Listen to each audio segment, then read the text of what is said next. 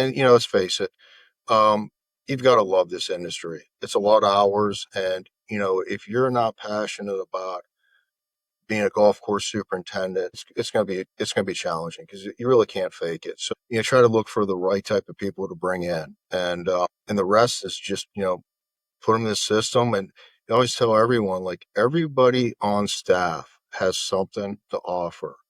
That was a Rick Shriver deal. He mentioned when we worked together here in the 90s.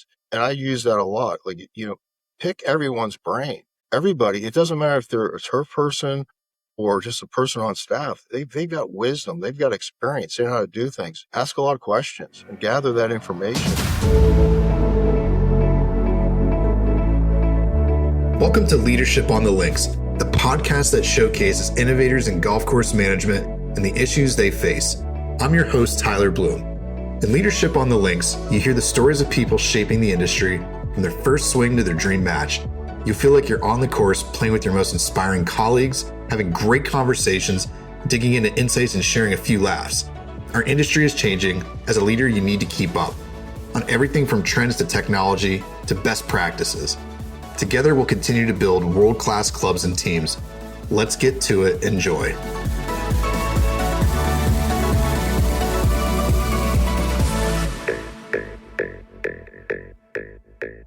Well, I'm laughing as the two guests joined us here. I immediately thought, wow, the title of this episode will be Three Bald-Headed Guys.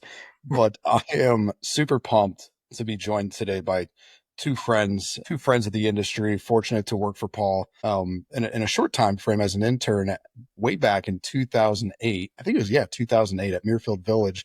And super excited to have both Paul Latshaw and Alex Bonini join here on the podcast today to talk about some really fun topics. First off, I just want to just say thank you both for spending some time. I know we're about to kick off the season and you have a little important event coming here, not to the far distant future. So I appreciate you guys both jumping on today. Well, Tyler, thanks for having us. Appreciate it. I joke and say, sometimes, the guests that come on here, they've all had some sort of influence in some way in my career.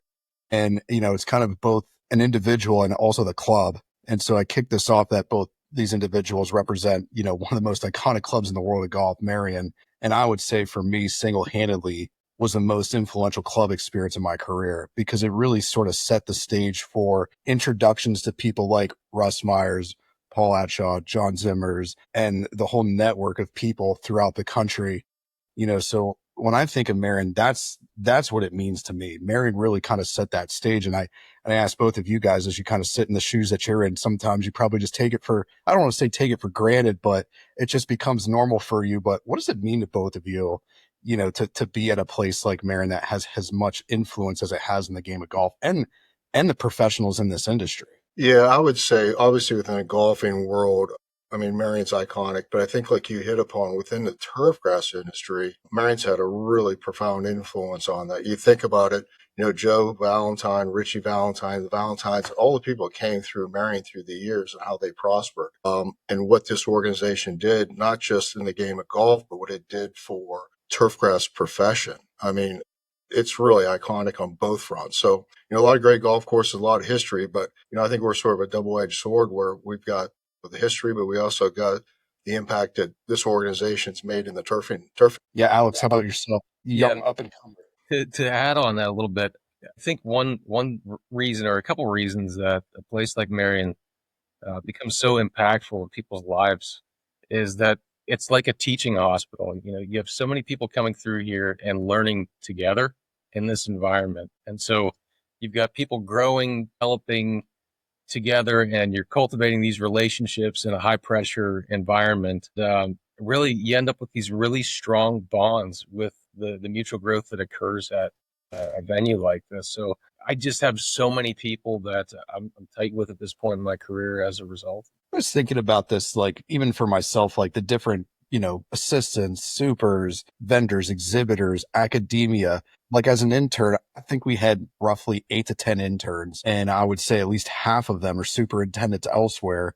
And the assistants that are there are all great clubs, right? And just foundational, getting the exposure to people like Stan Zontek, Tom Valentine, the Valentine family, And then you start thinking about things that I think are unique that Merion does in terms of the traditions of the club, etiquette classes for interns. I mean, those are things. I was 18 years old, by the way. There was no form of etiquette class like provided at the Bloom household. Um, and that's not a knock on my mom and dad. It just etiquette was through the school of hard knocks, not how to dress, how to have dinner, how to communicate to members, things of that nature. So those are some of the things that I find so fascinating. Like when you really strip it down, that Marion has such an impact on people just in the exposure of that. I'm just curious, Alex, starting with you, what influenced you to kind of continue on at a place like Marion? Cause I'm sure you've had those experiences. To really get up and running at a place like Merion? Is that essentially what you're asking?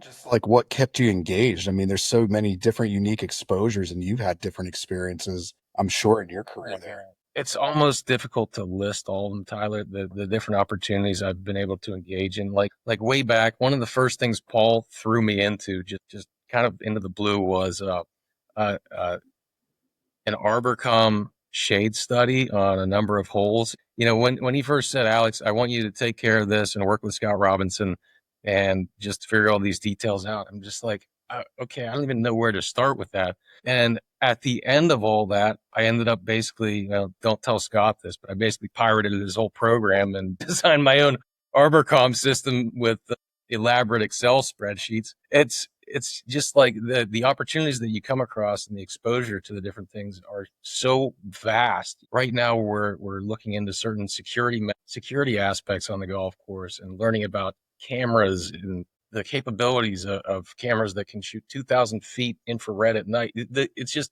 the things you become versed in, you would be very surprised at. And those opportunities are just endless.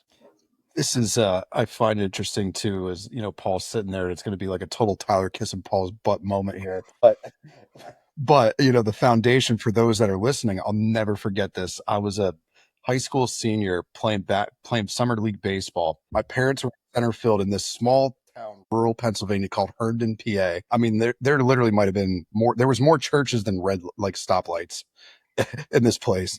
And my parents are sitting out there with a Penn State turf grass shirt on. And this, a lady was sitting next to them and she says, "Oh, my brother and his son both went to Penn State for turf grass management." And so she introduced, and the next day I go into work. I was 16, 17. I go into work and I asked my boss, I said, "Hey, do you ever hear of this guy, Paul Latshaw?" And the club I worked at was Frosty Valley Country Club. Mm-hmm. And he said to me, "Tyler, when you leave work today, don't come into work tomorrow unless you have a little bit of documentation on who Paul Latshaw was." And I started thinking to myself, that's the guy I got to go work for. And so, Alex, as you're kind of saying here, the level of exposure that you've gotten, even as an intern, you get that kind of level of exposure. Heck, I think the first day I worked at Muirfield, I was working with Carlos, setting up stages or bathrooms for the memorial tournament. I'm like, I had no idea that this was anything I'd be exposed to, even at that fundamental level. So I guess, Paul, for you is, how have you always kind of tried to approach that in terms of staff development and getting people exposure? Because it's not just the fundamentals of like growing grass, like it's organizationally all the different pieces that tie into making, a Merion, a Muirfield, an Oak Hill makes all these places great. It's just not the X's and O's. Yeah, I mean, I think it starts with the organization of the culture. I mean, I'm just going to use Merion as an example. Think about all the people that have come through this organization working for the Valentines or Matt Schaefer or me in the first time. I mean, what they've gone and done. So this organization, not just what it's done in the turf industry, but we're going to host the U.S. Amateur, and our membership gets behind these championships like no other member. Maybe not no other, but we're fully vetted to do the best we possibly can. So I think it starts with people and culture. And as far as what we try to do is we try to create an environment where, first of all, you have to be the right person. You have to have attitude and effort.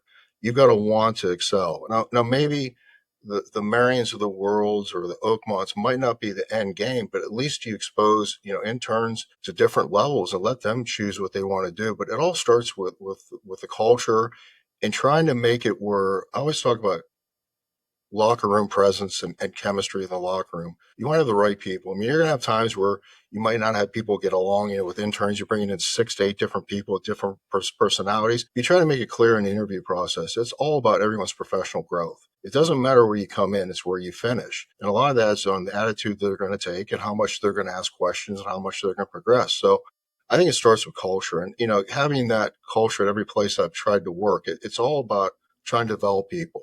And let's face it. It's funny. You said Frosty Valley. That was my dad's first job out of the military. That's where he got his career. So you think about how small this industry is and how everything comes around. And if sometimes I always tell people, remember whose shoulders you stood on to get to where you're at. And I'm not just in Marion in general. It's not just what we do. It's a whole organization. Like Paula Kelly, the CEO, she teaches a class at Delaware, and our intern program is really strong where every department has to give career advice. And it's all about giving back to these people. It doesn't matter if you're in a turf grass or a golf shop or culinary. It's all about promoting the next generation and making sure that these people have the best possible foundation to succeed within the industry. As you're saying that, I was again thinking back to my time there and obviously working with you guys even, more recently or over the years and just coming down to turf talks, like that kind of exposure has to start from the top that people want to do that. We talk with different superintendents and different clubs about recruiting assistants, interns. And a lot of times my question is, can you tell me about what are the ways you're currently engaging people before we try to go and build out some unrealistic program? What are you currently doing? And I'm shocked, and maybe I shouldn't be, but I'm shocked at just maybe the lack of mentorship at times. And that's not a knock on the industry, but you really respect clubs like a Merion that this is institutionalized. This is who this organization is. And that didn't happen overnight. Like you said, it's kind of built on generation after generation and continue that. But like when you go into a new organization, where do you start with? Like, how do you start to build some of these programs? Because I think a lot of people that we engage with kind of ask me, how do you get to an Oakmont or a Marion kind of development program? And I say it's going to happen in 1 year. Again, this is taking generations to do. I don't know if you have any thoughts on that of like, how do you start that? Well, I mean, every time I took a new job, I always try to take key people with me. So, I'll use going to Muirfield, Jake Gargis, extremely talented, hardworking. He's a crooked stick now. You have to have a rabbit. They've got to sort of know the programs of what the bar is being set. And, I sent him in before I got there because I had to finish my obligations at Oak Hill. And I think he was only like maybe 20, 21 years old. And he's like, what do you want me to do? I'm like, just set the tone. Just set the tone for the culture, what we're looking for. And that wasn't hard for Jake. So every place you try to bring in a few people and try to add on to that, and sometimes there's a good culture in place. It just needs to continue to add on. I look at when I went to Oak Hill. I lost the West Course superintendent within a few weeks, but I was lucky. Jeff Corkin was there. I mean, he was one of the guys I probably learned more from him than I taught him. But he had the culture. He knew what he wanted. He knew he wanted to succeed. So, it's just a matter of having those people and trying to continue to build on that. And you're going to have ebb and flow. I mean, you do it long enough and you have a championship. Like I remember after the President's Cup, I mean, I think I lost damn near a home management team because people stayed for that event and you got to start over. But it's all about having the people who are going to set the tempo and try to build that culture and try to re-emphasize that culture that every day, you're gonna have off days, but for the vast amount, you want to produce productivity and excellence on a daily basis. I'm laughing because I think about, I'll get this question from friends of, you work for all these great people. You worked with so many great people. Who stood out to you? The person I always reference is Jake Gargis. And I just said, this was amongst a group of guys like Scott Pavalco, Matt Powell, Rich McIntosh, Lucas Loans, like really high performing. And Jake was at a level that I think all of them said, how does this guy do it? Because he could do everything. I mean, he was intelligent, hard work. You couldn't outwork him, couldn't outsmart him. And he could also communicate in a way that, in 1 minute he could be up your butt about something. And then on the reverse side, make you feel like you just won a World Series. So like just a unique skill set. And as you were saying that, I'm thinking 20 years old, going to Oak Hill and saying, go figure it out. But yeah, I think he probably did and continued that on at Muirfield. Yeah, I've told the story about him. I mean, obviously Jake, he's very task oriented, very great communicator. But we started talking about fantasy football. He didn't participate, and he would start sticking out the jaw like, "All right, guys, time to get off the fantasy football and get to work."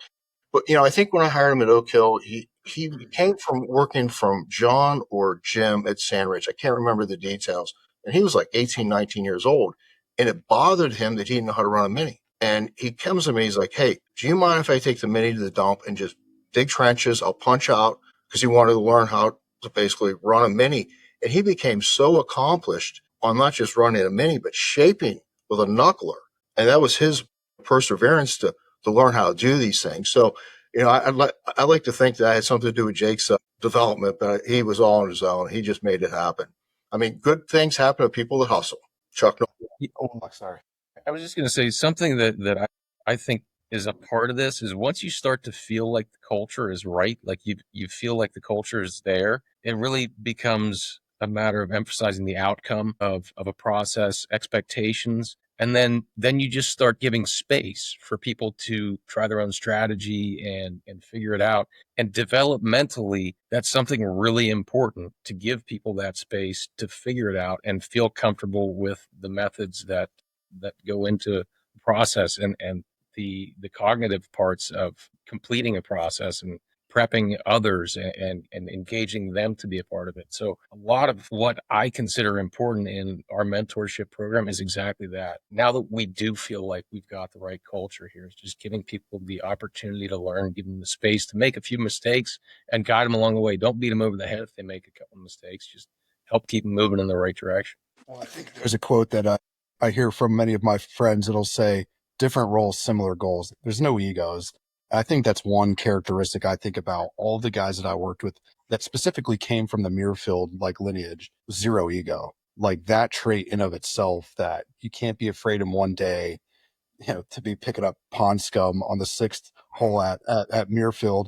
And then the next day you're leading a crew, got to be agile and adaptable enough. So those are, Alex, you kind of added some of those other intangibles. I was going to ask for both of you, when you look at whether it's interns, guys coming out of college, assistants, like what are some of the key intangibles that you think are important that's transferable really at almost any club, but what do you guys look for?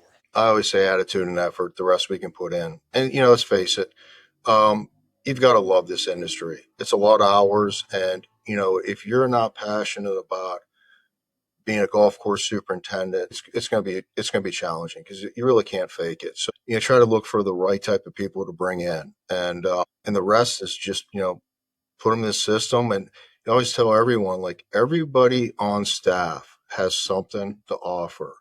That was a Rick Shriver deal. He mentioned when we worked together here in the 90s. And I use that a lot. Like, pick everyone's brain. Everybody, it doesn't matter if they're a turf person or just a person on staff. They've got wisdom. They've got experience. They know how to do things. Ask a lot of questions and gather that information just so it makes you better. Yeah. And to add on that, and an intangible that is super important to me is to respond well to constructive criticism. That's just one of the flat out bottom line base things that you need in this industry, because I can't help somebody grow if they already know everything.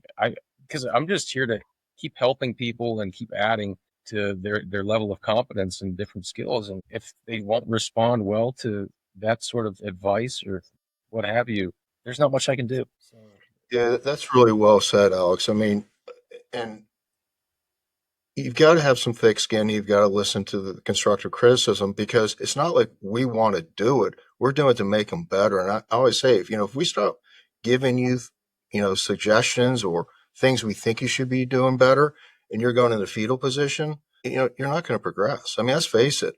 In this industry, you've got to have thick skin. You've got to have the ability to take constructive criticism because you got 1,000 members and different games, and everyone's got a different view on how the golf course should play or what they think is it should be. So you filter this information, and you've just got to take the information and do the best with it what you can. I'm smiling because I was at last week. I gave about an hour and 15-minute presentation of the Turf Club. I'm surprised that they stayed there for that entire time, but it was really engaging because we talked about a variety of topics ranging from what are clubs looking for in their superintendents all the way down to, hey, here's where you're at. Here are the things you need to be focused on. And, one of which was an interesting one around work-life balance. And we don't need to talk a lot about that here because my philosophy has evolved. And I've just kind of said, look, I don't care if you want to be a superintendent, you want to be in sales, whatever the case may be, is you're going to have to show up every day.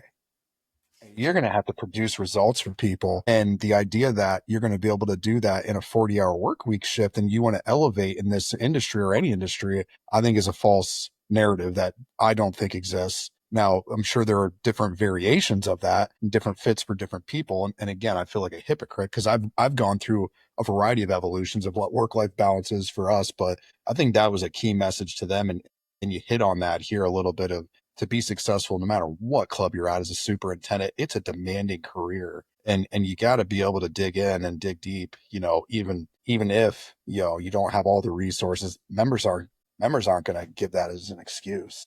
But I think the other key thing that I talked to them about was the importance of finding the right mentor and choosing the right club because they both coexist. And what I see on the superintendent search side is you could have great candidates that have exceptional careers, but for whatever reason, the club that they're at doesn't reflect, the hiring committee's desires and what they think is the standard that they should be pulling from. So, trying to educate people at a young age about that, I think is really an important piece that is different than, when you're just in that environment and that's all you know. But I think a lot of people, younger people today need to be educated on not just the mentor, but you got to be working at the right kind of facilities to get the exposure you need. That's going to make you more marketable and differentiate you as you climb up in the career. And just kind of curious your guys' thoughts on that. Well, I mean, obviously, I was very fortunate to have my father as, my mentor and, provided a lot of guidance. And, when he told me to go work for somebody, I went to work for him. Didn't even question. Like when I was 19, I just finished high school and working for him at Oakmont and was going to community college at Penn State. And I went to work for Mr. Beta Pine Valley in '85, for the Walker Cup. And you talk about having to have thick skin. I mean, but it's like anything else. I mean, Mr. Bader was a taskmaster and he could be a little bit volatile. We'll just leave it at that. And you just listen to the message and move on. And then from there, he told me to go work for David Stone, which David Stone was, God, I mean, should have been professor. I mean, had made you think agronomically. We take you out and look at something like, why is this? And you're like, well, I don't know. Well, you got a college education. At some point, you got to figure it out. So I guess, you've got to figure out where you want to go. But I think the big thing is when people are looking to where to go, and there's a lot of great superintendents, a lot of people that do a great job of mentoring, but maybe ask, all right, your last two or three assistants, where did they go? What was the progression? And if it's not something in line with what you see your career path going, then maybe it's not a fit for you. And then, talk to people. I mean, the networking and everything else, how interns went through the program and do your due diligence and obviously organizations. And a lot of times to me, it's like what they want, if they want to get some construction experience, like we had, Jack Leinhauser was one of our AITs, and we sent him down to work for Great Talk at Childress. And he got down there, and he's like, "I can't leave this." And I'm like, "I get it. You started, you want to finish it." And he's an assistant down there. So, what your goals are and what the organization, because every organization is going to have maybe a tournament or construction or what you want to do. Try to line up with what you want to learn and make sure it's a good mentor and somebody that you're going to click with. What do you think has changed, Paul? Like from your perspective of through the generations, not to date you by any stretch, but like what has changed that you've seen and maybe how you've adapted yourself to the different generations and kind of what you see young interns and young professionals are looking for today? Listen, I'm not the one to talk about work-life balance. I mean, I missed a lot of stuff, but my career was important. And the thing is, for me, if taking a weekend off in the summer, I could never relax because I was always worried about work. So I think the biggest thing is, when I came up, working for my father as an assistant at Wilmington, I would go from like April to September, October, and not take a day off. I mean, it was unheard of. It almost wore like a badge of honor, which is not right. I mean, it's not right, but it's what we did. And same with like Zimmers and, you got to the thing where you had to be there all the time. Sometimes you don't have to be there. And I think the biggest thing is the generation coming up, they want time off and they want their weekends. And we've adjusted that because if you don't adjust, you're going to have nobody. So who's right or wrong? I don't know. I mean, I do know that when you get to some of these clubs, like a Merion or Oakmont or Oak Hill or, they're demanding places. And you think about, I equate to everything we do as like being a football coach. That's why I quoted Chuck Noll. Do you think, Saban in his day was taking a lot of time off during the football season? You hear about these guys sleeping. Oh, that's extreme. Hustle goes a long way. And sometimes, you got to do these different things. But I think trying to get people time off, like Alex is like me. If I'd let him, he would work every day. And I force him to take a day off a week. And he should take more. But, you just need time to recharge your batteries. And sometimes going away is good. You can see, it's not that you don't trust the guys. It's just like your ass is on the line. If something happens, you're the one that's going to have to answer the board. You're the one that's going to potentially get terminated. So if I'm going down, I'm on the ship and I'm running the rudders of the boat. Well, I will say though, is that, and this is my experience, is that the team environment and the culture that was developed is one that's fun. It's work hard, play hard. You talked about fantasy football. I mean, I always enjoyed fall seasons talking with guys about Ohio State, Penn State. Then now it's in the wrestling season. So there's a nice text thread with my Ohio State alumni friends that, can't, and now Oklahoma State too. We can't forget Callahan, Penn State's still dominating, but like those kind of environments and creating that sort of a culture, I think what's the word I want to use? It's sort of like it's a balance even in that aspect, is you're just working with good people that are like-minded and have similar goals in mind, so I always found that to kind of be maybe a balance to that. And I think, what we see, and Alex, actually, before I say my piece, what have you seen from the generational differences and maybe how you've adapted different from when, I hate to say when you started in this career, but like what's changed for you? One of the biggest things that I think we do really well in response to the current generation of young people in turf is tailor the experience that they have with this organization. So it's not a matter of bringing in an intern and just running them through the paces, have them mow greens, have them rake bunkers, and get through the daily maintenance and preparation of the golf course.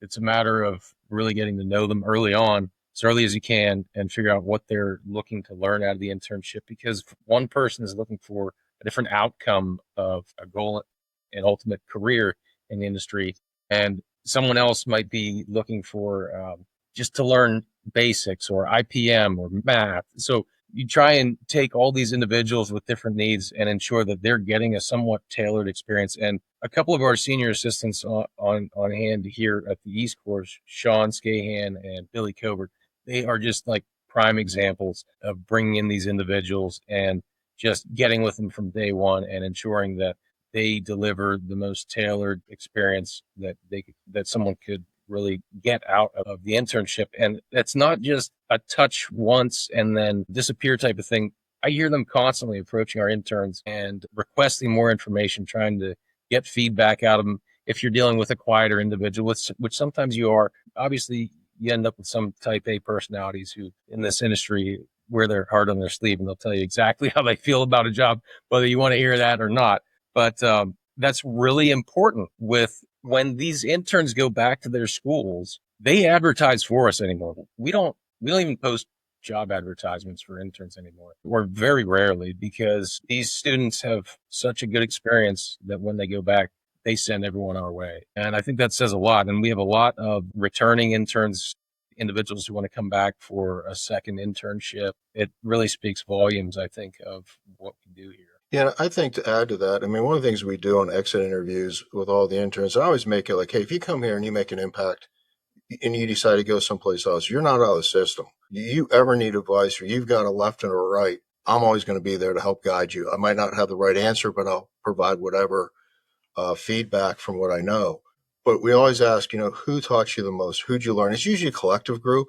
But, you think about it, we're really fortunate with the senior assistants. These guys, they geek out on turf. They're passionate and you have to be passionate and they want to exchange that information. So, it's a good, a lot of clubs have the same thing. It's just bringing the right chemistry and having people that want to do well. And there's different levels of what people want to do. Some people, I remember I was at Muirfield and hired a guy that, Michigan State kid and asked him at the end of the summer, what did you learn? He's like, I want nothing to do with tournament golf. I mean, it was serious as a heart attack. I want nothing to do with tournament golf. And I'm like, okay, different strokes, different folks, So it's funny as you're saying that, because one of the things that I've recently done for myself is like, okay, what are the things that I love doing? Right. And maybe it's not the thing that drives the most revenue within the company, or where I should be spending most of my time, but like, what are the things that I just enjoy doing that got me into what I'm currently operating from? And the two things were more talks with assistants and more talks with interns, because like that sort of like recycled energy And like hearing people that are just at the early stages of their career, that are at the very formative years, I just find it to be refreshing, and they give a different perspective of things. So Alex, as you were talking about, even like your senior, and Paul, your senior assistants that are geeking out on turf, I mean, that's been nurtured over time to have that where those guys are now sharing that with those younger people or those that are just underneath them. And I think that that is a hard thing to develop, that kind of a system where you have people that are just passionate about sharing that too. I mean, I talk to superintendents all the time, like, don't be upset or like embarrassed to share what you're prideful of being a superintendent. You should be extremely proud of that and passionate, because that's what's going to get people to want to come work for you. I mean, yes, we might be able to help out from a advertisement recruiting side, but if they get in there and they don't see that your team and that you're passionate about the job, they're going to flake out. They're going to look for greener pastures elsewhere. So I thought it was really refreshing to hear you guys talk about that. So, Tyler, a question for you. I mean, obviously, you've been in it for a long time. What do you think has changed from when you got into the turf grass industry? And I remember you were on the cover of GCSA on Old Main Lawn. I'm like, Tyler's the poster child for the future of the industry. And what do you think has changed with the people coming up now versus when you were coming up through? I mean, what we just talked about right now, I think is the biggest change, is that I think that there is more of a pride around being a greenskeeper. And it's not a badge of honor, right? I think like my generation, I hate saying that I'm 38, but like, I think I was on the cusp of where work-life balance became a discussion. Those that were older than me wasn't even a conversation. And those that were 5 years, let's say within 5 years of when I graduated 2009, I think that generation was like, I'm tired of this. I don't want to do that.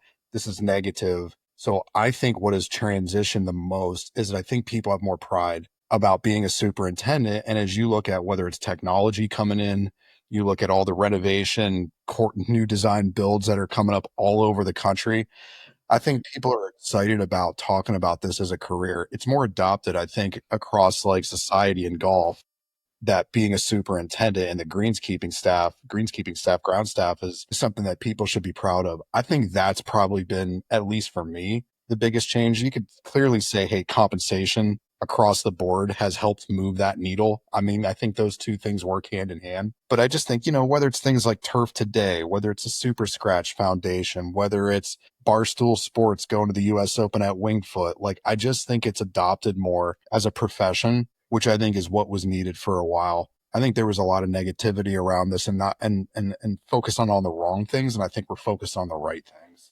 Yeah, I mean, yeah, no, I think it's well stated. I think anybody getting the industry like right now, it's going to be the golden age. I mean, there's so much opportunity. Golf is booming. Look at all the golf courses they're building. It's a good occupation, and like you said, the compensation is definitely gone a hell of a lot better in the last years. Where I remember my dad saying when he was a superintendent, he was making I think $18,000. Like my mom made more as a public educator, and he worked a hell of a lot more hours. It's a great occupation. The industry's going the right way. So if you're interested in getting into this, I think now's a great time. But once again, you got to love it and you got to be passionate about it. I think that I think the other thing, like again, having worked with so many different demographics of clubs, right? Like, yes, we work with top 100 clubs. Yes, we work with clubs that are hosting events, majors, PGA events, but we also work with a lot of municipalities and different groups to like provide some education.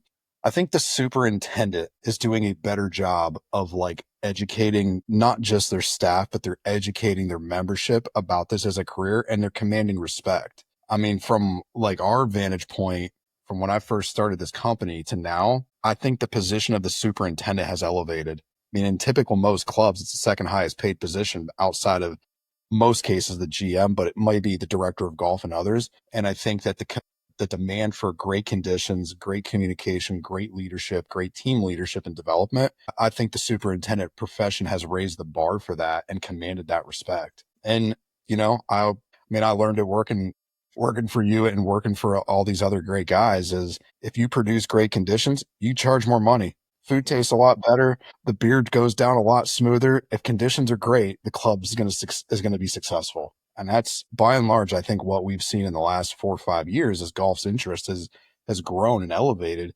The demand for really great superintendents, it's going up, and I don't see it slowing down one bit. Now the challenge with that is the supply coming into it is the challenge, and every club's dealt with it. Doesn't matter what level of club, they've all dealt with staffing shortages, whether it's seasonal, interns, assistants, equipment manager. We didn't even talk about that. I mean, the equipment manager role is in real trouble, for a lot of facilities. So, I think coming into the industry, your opportunity to rise through the ranks pretty quickly. I think there's huge opportunity with that right now, but I think clubs are recognizing it is really important to have the appropriate educated, compensated staff, on that grounds team. Well, it's like we talked about, being a coach. I mean, it all starts with the players. The players are the people. It doesn't matter. You could be the greatest agronomist in the world, but if you don't have great people surrounding you, you have nothing. It all starts with the staff. I mean, without good people, and it's not just interns, it's every aspect, similar roles, different goals. Everything we do counts. It's attention to detail that counts. So, you got to constantly be trying to, develop your people and you know, with the seasonal nature of where we're at geographically, I sometimes think it's harder because, you don't have a full staff year round, and we're heavily involved in the H2B program, which has been a little bit of a challenge this year. Let's just leave it at that. But you're constantly recruiting, and every year with your interns, you're constantly recruiting and trying to get the best people. So it all starts with having the best team and letting those people do the best they possibly can and develop. Fortunate. I mean, we talked about lineage of guys that have worked for you that are now like, other great clubs. But when you think about somebody that's going on to their first job, their first superintendent's job, what do you think young superintendents misunderstand about what it takes to succeed in their first job and as a superintendent? I don't know how many people that got their first job and called me within a week, maybe 2 weeks, and they had no idea of like what goes on because you're somewhat sheltered as superintendent or director or senior assistant. And with emails and the communication and all the different angles that come, I don't think sometimes that they're fully aware of what really the other side is. And, I've said this before, I sometimes feel like I've gotten away from the things I love the most about the industry is being out in the field. I'm very, very fortunate. Alex is phenomenal with budgeting. I've got, other people that help out with, the administrative side. I mean, my whole goal is like having a Dave McDonald. We're very fortunate to have that position. Keep me the hell out of the office and keep me on the golf course where I want to be and where I should be.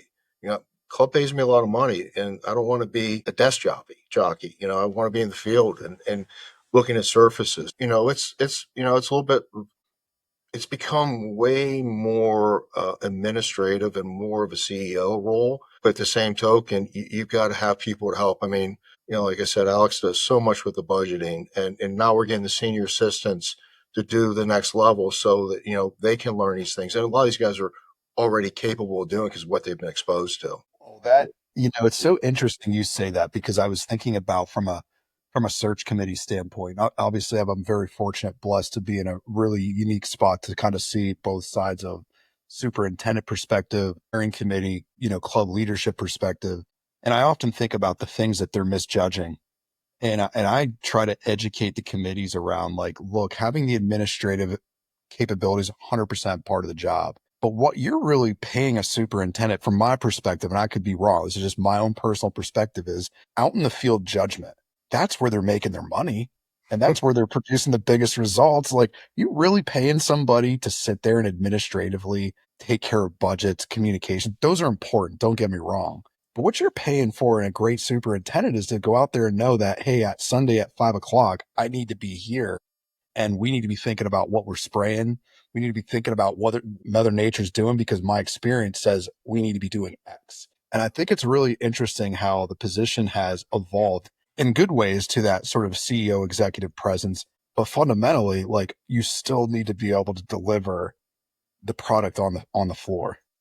Any Well, just thoughts on it? yeah, no, I mean, I'll go back to Mr. Bader. Obviously, he was probably one of the first superintendents to ever have a secretary. I mean, I know he had one, but back then it wasn't common. And then my dad obviously had, my mom help on stuff. But you think about it. So is it the best use of the superintendent's time to be taking the Napa invoice, put into this, coding it, and everything else. I mean, is that the best use of the time of what my skill set is and what superintendent skill sets? Now, I know there's a lot of people that don't have the luxury of or a secretary or people like a Dave or a Fabi to help out with this. But, bills come to me, they're coded, I sign them, I review them, and then we look at it. But there's a side you have to be financially aware. And, we have a big budget and we do really, really well managing it.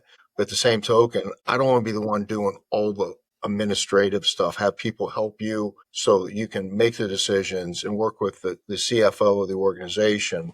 I'm rambling a little bit, but just what you said. I mean, our expertise is being in the field, looking at grass, trying to anticipate what's happening, working with staff, looking at spray programs. Because if you miss in July, you're going to look at it for, in this area, 6 to 8 weeks. So would you rather tell a member, maybe I didn't do that good on my coding and my bills or whatever, but, I'm real good at coding the bills, but the greens are shit, So I think I'd rather be bad on that side of the business and try to be in the field. I'm laughing for this specific reason. So our team is saying, Tyler, you need to get out of the search processes and let us take care of that and go have communications and go build relationships because that's what you're actually good at. Let us handle all the technical stuff. So I'm like laughing as you say because it's the same thing even in a different light. But I'm laughing at that. All right, shifting gears to some of the fun stuff here. U.S. Amateur coming up this year.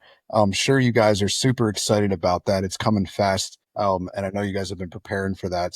Just talk us through a little bit about what's exciting you about it. Where are you guys at and kind of your preparations? I'll let Alex go first. Well, there's a lot of things to be excited about. The team, the camaraderie, the volunteers, working with great people in the USGA, the opportunity to showcase Merion and National Spotlight. I mean, a ton of stuff to look forward to. There's a lot of unique stuff about this tournament, though, too.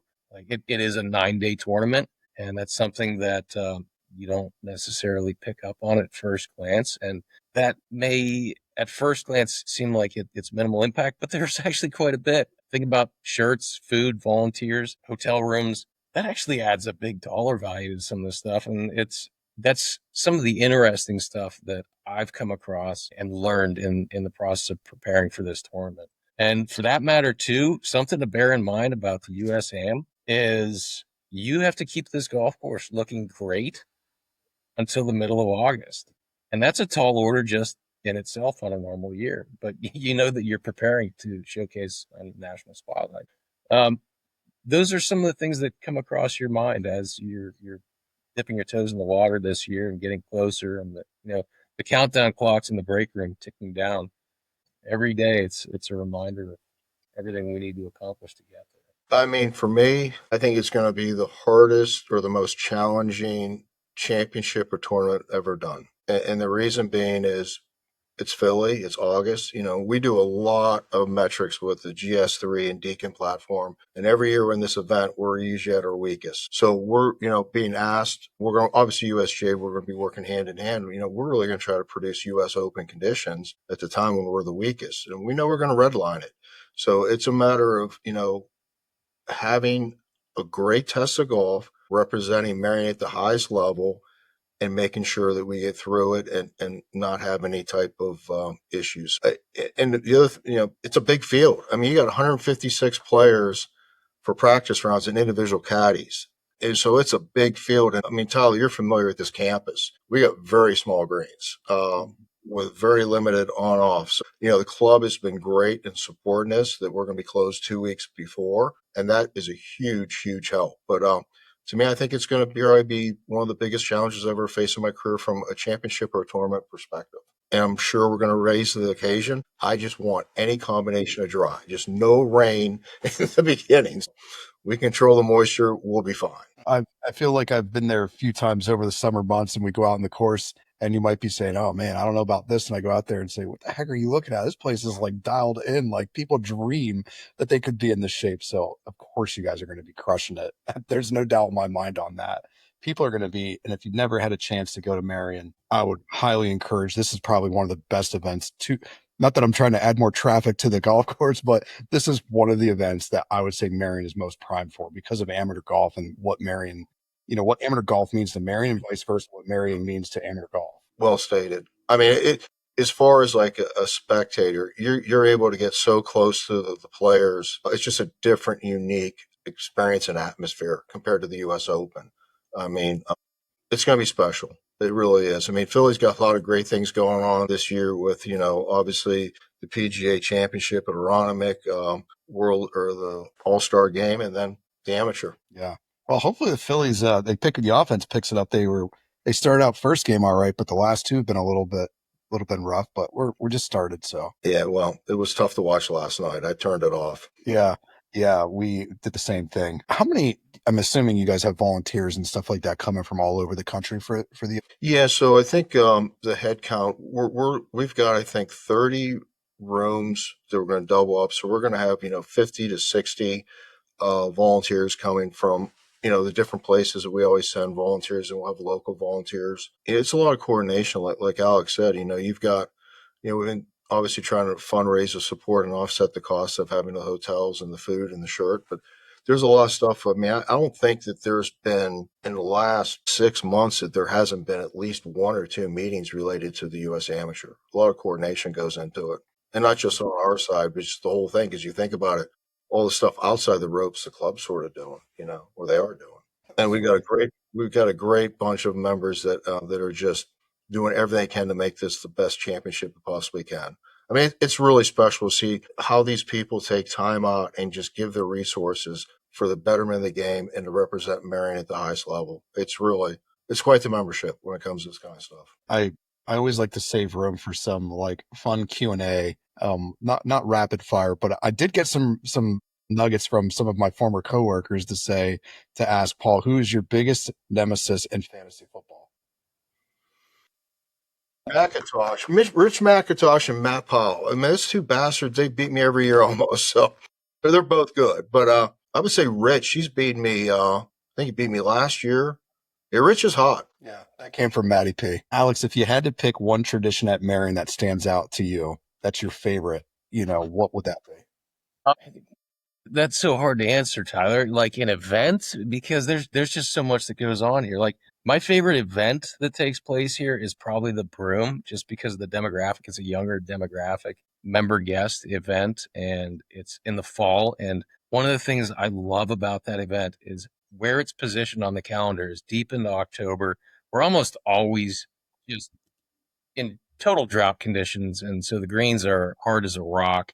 And these guys, because they're a younger demographic, they'll enjoy a couple of adult beverages and go out and play, and then they come inside, eat some, I don't know, chili or something in that coldish weather, have another couple of drinks, go back out, and they just love it. And it's so much fun to serve up that event that time of year because you can just dial the place into ridiculous extents. And I would say that's my favorite event that I would consider a tradition here. I love that. All right, this is an unfair one, but I'm going to ask it: is McCloskey's Tavern, Jack Mache's, or John Henry's Pub, or none? Or am I missing one? This for me or Alex? Well, either or. I'm not much of a pub goer, Tyler. I'm not that guy. I try and go out periodically with our turf guys and our interns, but my hearing is shot, Tyler, from years around equipment. So like in a bar setting, I can't hear people. So I just don't function. I'll answer McCloskey's Tavern, and it's getting like their either turkey sandwich, it's like their Thanksgiving Day sandwich, or it's like apple smoked wings. And by far, it's always my favorite place to come to when I come to Ardmore. I think the guys would say Barnaby's. Delco's. That's finest. That's hysterical. There's another story for another day about Barnaby's, not for public air, and my wife would get a good kick out of it when she hears this on the podcast because she'll know what it is. But anything we missed or things that you guys, wanted to talk about in terms of the amateur or staff development. I mean, what you guys have done there and built there is incredible. And it's always it's an honor to come there and speak to the interns and the assistants because, I mean, that's just how influential the club was. And, you guys have been, for me. I mean, for me, every place I've worked has been special. Merion, with what it's done in the game of golf and then what it's done in the turf industry, Joe Valentine, the Valentine Center at Penn State, Valentine's in general, how many years where they ran this club, and then Mr. Bader and Matt Schaefer, the legacy. I always tell people it doesn't matter who you work for, you're part of the family here. If you worked here, anytime you want to come back and see what's going on. So I think it's very proud of what we have here and what we got coming in the future. Yes. And you also have one of the best mechanics equipment managers I've ever. Well, he's top shelf. Top Yes. Robert Smith, I mean, is absolutely top shelf. I mean, best mechanic I've ever had. I've been a lot, and he's normal. I mean, you can talk to him. I mean, I've had guys where, you go in the shop and they want to throw a wrench at you for Christ's sake. So no, I mean, not only is he really good at what he does, he's a quality individual. We are very, very blessed to have him. And he's an unbelievable teacher. I like to think that Alex, myself, and our team mentors, Robert has mentored a lot of guys that went on to do great things and become mechanics. I mean, he's a phenomenal teacher. That's a topic actually, as we're on it. We just did an independent study. And again, it's kind of an industry study, nothing, we're not winning any national awards on this, but it was about the equipment manager and how that role has evolved and elevated. And it was interesting to see. One of the questions we asked was how long they've been in their role, how long they've been in the industry. And 80% of respondents, 20 plus years, 80%. So like my thought was, what is going to happen in the next 5 to 10 years for this role? Because where are you finding these people from? I mean, from my perspective, the best form of like developing an assistant equipment technician is somebody from the crew, because I don't know what school they're coming from. And I feel like that role is so underserved in the large context of the industry, and just kind of want to get your thoughts on that, both of you guys.